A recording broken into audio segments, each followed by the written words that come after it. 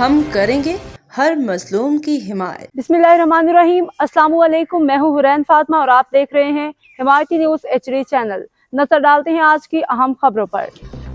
SHO मेमनगोट चंद मोहम्मद शहरियों और civil society ने थाना मेमनगोट से मेमनगोट नादरा ऑफिस तक पाक फौज के हक में एक बड़ी रैली निकाली गई।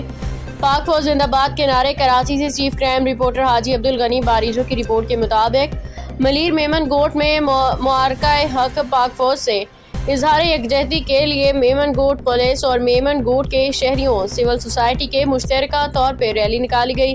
रैली मुख्तलिफ मुकामात से होती हुई नादरा ऑफिस चौक पे जमा हुई, जहां पाक फौज और पाकिस्तान के झंडे लहराते हुए जज्बा पाकिस्तान और बुलवतनी के तहत योम सालगिरह मनाई गई और पाक फौज के हक में नारे लगाए गए। पाक फौज के शहीदों जानिसारों को उनकी जरूरत और बहादुरी पे खराज अकीदत पेश किया गया। इस मौका पे ये अहद किया गया कि मुल्क के वकार और सालमियत पे अपनी जान का नजराना देने से भी गुरेज नहीं करेंगे।